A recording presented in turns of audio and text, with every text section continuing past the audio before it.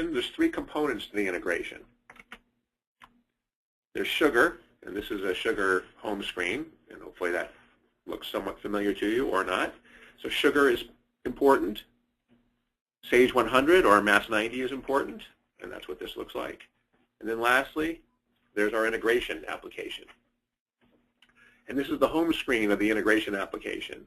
And so most of the integrations run on a scheduler, so you really don't even have to go into this screen. But if you were going to run a synchronization manually, all you would do is you would check a box and you would click Go, and it would do its thing. And that's really all there is to running the synchronizations. Now, when you first install our integration application, there's a couple settings, and let's go in there and we'll look at them. So I'm clicking on Options. The first screen just asks where is your Sugar and where is your Sage. So the top part says, okay, our Sugar URL is here, and there's a username and a password. And Sugar can be hosted, for purposes of this integration, Sugar can be hosted in the cloud, in the on-demand environment at Sugar. It can be hosted at a third-party hosting facility like Rackspace, or it can be hosted on an internal server for you. Our integration doesn't care. We just need an accessible URL with a username and a password, and then you need a path to where Sage is installed. Our integration application is installed usually on the same server where Sage 100 is installed, but it just needs to be installed on a computer within the network where Sage 100 is. And so it asks you for a path to where Sage is installed, and then a user code and a password, and the active company code. If you're running the enterprise version of our integration, you could list multiple company codes here. So this is all it is really to get it configured and connected. The next screen says Active Syncs, and all this does is we have a lot of different synchronizations between Sugar and Sage, and we're continuously adding to this list. It's not for everyone. All of the syncs are not important to everyone. For example, if you don't care about sales by product line, you would uncheck this, and then it wouldn't appear on the main screen. So all this does is allows you to manage the active syncs that you're using. And when we first, when you first install and configure this, we would work with you and explain, what each of these is, and you would decide which ones you want to work. And then the last thing you need to do after you install the integration application is go to the Integration Settings tab. And this is where you can schedule the different syncs, how frequently you want them to happen, and answer a few other questions here and there. So for example, we have Sage customers to Sugar. And so the question is, okay, when do we want to sync this? If we check that, this means it'll be scheduled every 24 hours. We can do it that way, or if we want it, we can have it every 15 minutes. Whatever makes the most sense to you, each of these syncs can be on a different schedule. So the Sage Contacts could be on its own schedule. Sage Inventory Sync could be on its own schedule. Sales History can be on its own schedule, and so on. And then there's some key questions that some of these integrations ask. For example, on the Sugar Quotes to Sage synchronization, first of all, you can schedule it, and many of our clients want this one to be more frequent than some of the others. If you're entering a quote or a sales order in Sugar, you want it to go over into Sage 100 pretty quickly. So many people will take this one and say, you know what, I want this to happen every 10 minutes. Then there's some other questions here related to the synchronization, and the key one is, do we want to sync sales orders and quotes or just sales orders? Many of our clients are entering both quotes and actual sales orders in Sugar, but they don't want the quotes to go into Sage 100. They only want sales orders. So if that's true, you check this box. If you want them both to go, you check this box. In addition, you can, if you wanted to send sales orders entered in Sage to Sugar, you could do it that way. So we have some clients that don't enter sales orders in Sugar. They just want the visibility of Sage 100 sales orders to appear in Sugar. So then you check this box. Once you've finished with all these integration settings, you would save what you've done, and then you're back to the screen and you're ready to go. Okay, so at this point, what I'm going to do is we're going to go into Sugar and poke around and see some of the results of some synchronizations, and then we'll do some syncing from there. So let's go into Sugar. And this is our Sugar home screen. Now, one of the great things about our integration is that all the data that comes into Sugar from Sage is not only available in sort of a standard way of looking at it, but it's available with all the customizing tools that Sugar has. So, for example, these are called dashlets on the Sugar home screen. And in these dashlets, you can have different data. So, for example, we've got this top customers dashlet. Well, these year-to-date sales numbers are coming in straight from Sage 100. And so you'll see we're working with 2010 demonstration data, so you'll have to excuse us for that, but that's what's in Sage 100. And so this gives us our top customers. In addition, over here we have our largest receivables.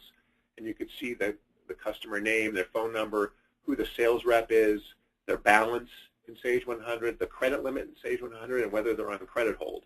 And you'll notice in this one, the Lakers have a checkbox. They're on credit hold, which, if you've seen them play lately, it wouldn't be a surprise. In addition, you can have Sage 100 data available in reports, and we'll come back to this at the end, but we have a sales by product by account report that we built using Sage 100 data. And so this is just to give you a flavor for some of the data that's available to use, on your home screen and on your dashboards within Sugar. And one of the powerful parts of Sugar is its flexibility and its ease of creating dashboards like this. And we wanted to make sure that all the Sage data that came in here was available to you in that as well. All right, so let's drill down on a customer in Sugar. So we're going to look at the Lakers. So I'm just going to click on the Lakers link here. Oops. That's just to log back in. There we go. So this is a typical account screen in Sugar. And what you see up here is the typical Sugar data. So there's the customer name, there's their website, some phone numbers, some billing address information, etc. Then we added a tab here called Sage Data. And if you click on this, there's all kinds of details about this customer coming from Sage. So it's got their current balance, the agings, the total balance, their credit limit, if they're on credit hold. There's some other fields that would be familiar to you if you're used to Sage 100. Are they an open item customer, etc. Who the sales rep is attached to this account, their standard terms, their shipping method, sales tax information, the open orders, etc. Okay, so all this detail gets updated from Sage. Beneath that, we have what Sugar calls subpanels, and these subpanels are additional information related to this account. So, for example, we have Sage sales history here, and you'll see it's got May, June, July, sales period to date, sales year to date, and that's some great information. In addition, you can drill down on the most recent period if you want. And it gives you sales year-to-date, sales period-to-date, sales last year, profit percentage year-to-date, period-to-date last year, cash received year-to-date, period-to-date last year, invoices to date, number of invoices last year. This is all data that's available in Sage 100. So this Sage sales history is all part of the sync that happens. In addition, there's some more stuff. So we also have invoice history. And these are all the invoices that are currently in Sage 100 for this customer. And so you'll see it gives you the invoice number, the invoice amount, if there's a PO number, salesperson number, and the invoice date. If I click on the invoice number, it gives me some really cool information. So it gives me more information about the invoice, the terms code, the due date, who the salesperson was, the line item. So it shows us, okay, there was a file cabinet, there were 10 of these, there were 10 of these, 5 of these. And then the really cool part is if this was an invoice, these goods were shipped to the customer, it shows you the tracking information that comes into MS90. So you'll see the tracking number, and you'll notice it's blue, which means it's a link. And if I click on that tracking number, it takes me straight to the UPS site. And I can see, okay, it was delivered, there's proof of delivery, etc. So from a customer service standpoint, this is really powerful. Your customer service team can be on Sugar. They don't have to be accessing Mass 90. A customer calls in asking about an invoice or shipment status. And you can drill down right into this, go straight to the tracking number, and look at the status. Okay, so that was our invoice history that we're looking at here. In addition, we have some other sales history capabilities. So this is my favorite one, actually. It's the sales history by product. And what it shows you is, and you notice I clicked on year-to-date dollars, in descending order, what are the hottest items for this customer? So we can see, they bought a lot of hot dogs this year, the Lakers, of course. A couple of file cabinet type items, office supplies. They bought a bunch of red vines, a bunch of peanuts, and so on. And so this is a great tool for salespeople who are going to meet with a customer. They can pull this up, on an iPad if they're out in the field, or on their iPhone if they're out in the field, whatever makes sense, or at their desk, whatever the most important thing is, or wherever they work from, and pull up this data before an important phone call or meeting and know exactly what this customer is buying. In addition, we've tried to slice and dice the sales history in a few other ways. So, for example, we have sales history by product line. And again, this comes straight from Sage 100 or Mass 90. So you can see, in terms of food, they bought the most, and then there's C&A, which I think is cables and accessories, WF&A, PS&A. These are different product lines in Sage 100. Gives you sales year to date. And then also in Sage 100, there's the ability to have a category associated with each inventory item. And some companies use these category fields, some don't. If you don't, you don't have to do this synchronization. But in this case, we did. And so, because these guys buy, quite a bit of hot dogs and peanuts, brown would probably be the biggest color for them. So, so you can see they bought $30,000 worth of brown stuff, $27,000 worth of stuff that doesn't have a category, $5,000 of red, and so on. Continuing on down, we have all the open invoices related to this customer. And again, from a collection standpoint, this is really valuable stuff. You can pull this up. You can see what invoices are, balance due, and so on. And each of these invoices are open. You can see this one was paid, and so on. And if you can drill down on the invoice if you want as well, if I click on this 1073 invoice, it gives me more details about the invoice, as well as the line items that were on the invoice.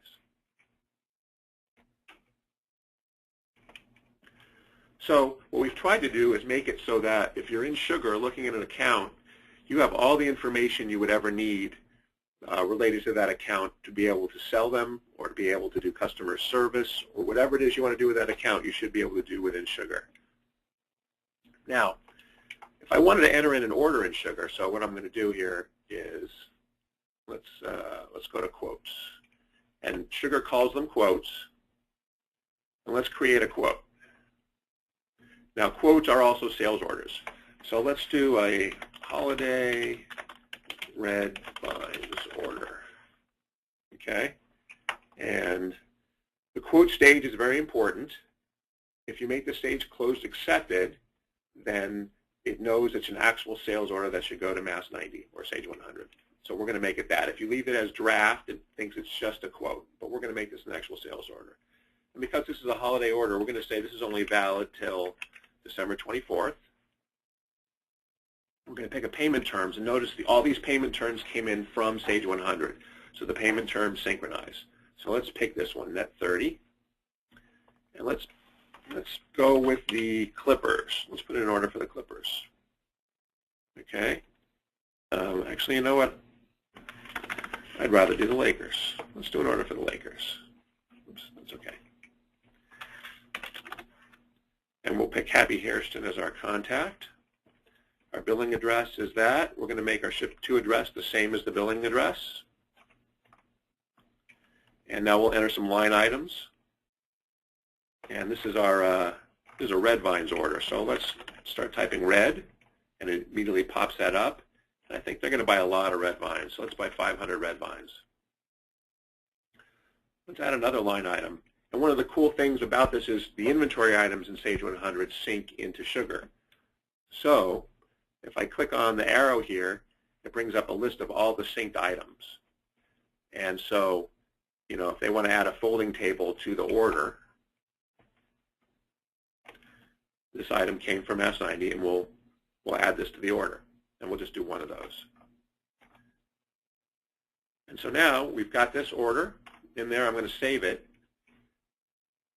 And ordinarily, at this point, if we were scheduled for every 10 minutes or so for the orders to go in, we would wait 10 minutes. But what I'm going to do is I'm going to initiate the quote sync. So I'm going to click Sugar Quotes to Sage, and I'm going to click Go.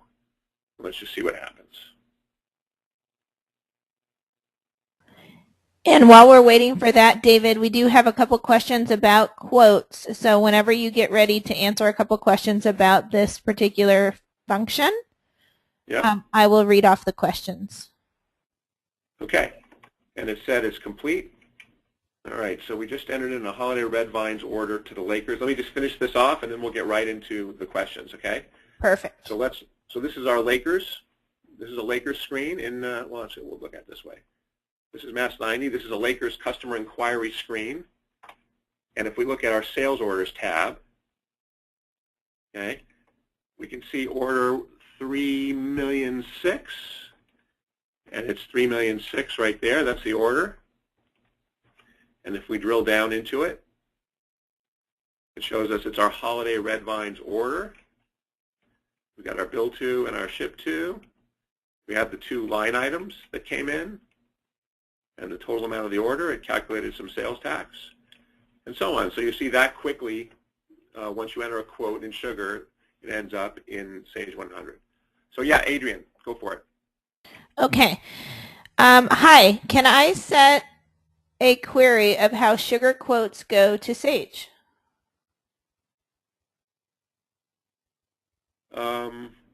Not sure exactly what that means, other than what you can do, as I said. So we'll pull this one back up. You can define which quote stage means the one that we're going to send to Sage 100. So this is the field that indicates if something should go into Sage 100.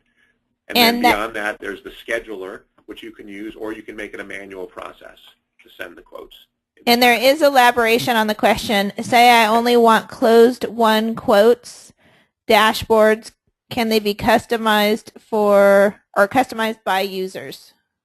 Yes, dashboards can be customized by users. So the dashboards that we were looking at are what I created for me to look at, but another user could look at entirely different things. For example, if you didn't want some users to be able to see, collection data or receivables, clearly that dash would not have to be there, and they could look at something else. And additionally, since the accounts in Sugar are assigned to specific users, specific salespeople, you can set it up so that if you're showing sales history on the dashboard, they only see their accounts and nobody else's. So I think that's the really important part.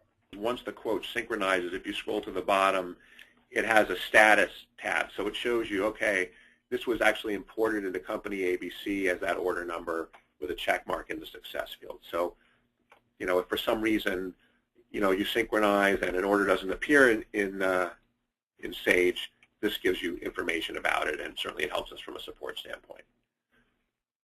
One of the other things to look at, there's just a couple more things left in the demo. I want to show you the product catalog in Sugar. Okay. And the product catalog is where all the inventory items go.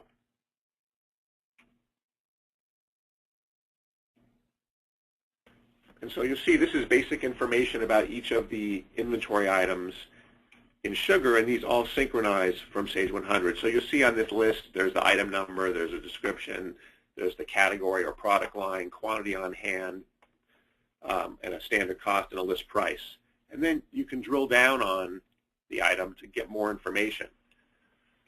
Now, there's not a lot on this screen, but if you click on the Sage Data tab here, this is all data that comes in from Sage. So you've got what company it is in Sage, those category fields. So it's a brown, it's got a size, it's a hot dog, so it's a 1/4 inch by about 6 inches.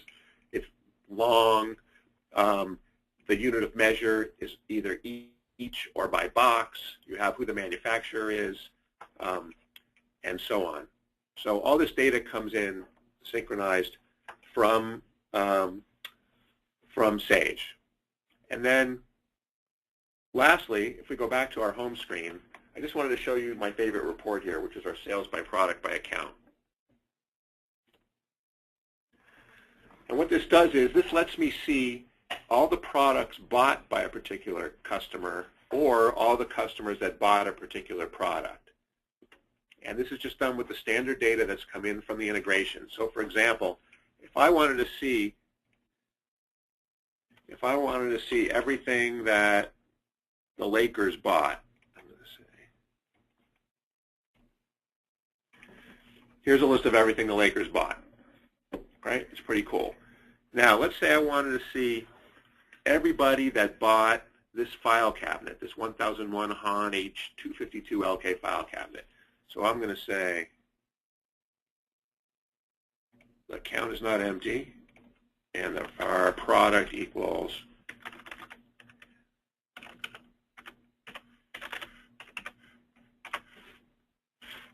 there's a list of all the customers that have bought this particular item, and that's really powerful because let's say you have some extra of this item in stock and you want to know who's been buying it, who might want some more of it.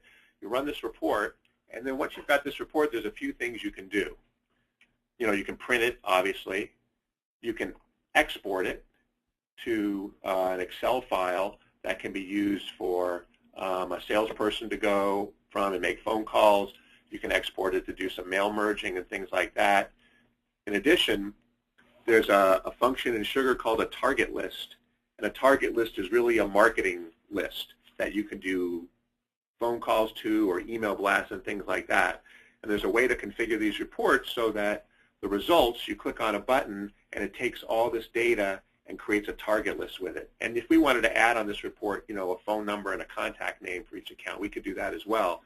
And that could go into the target list, and you could give that to a salesperson, and he can call around and really drill down on who needs to buy this product.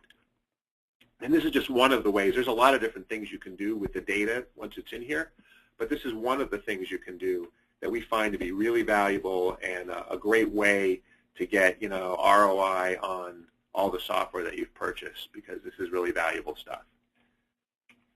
And really, I think that's, you know, most of the stuff that I had to go through. We looked at the synchronizations, we looked at the account, we looked at different sales history functionality, we looked at invoice history and the ability to look at tracking numbers, and then how you can access the data in some different creative ways. So I think that's all I had, Adrian. If we want to go through some questions, if there's any more, that would be great.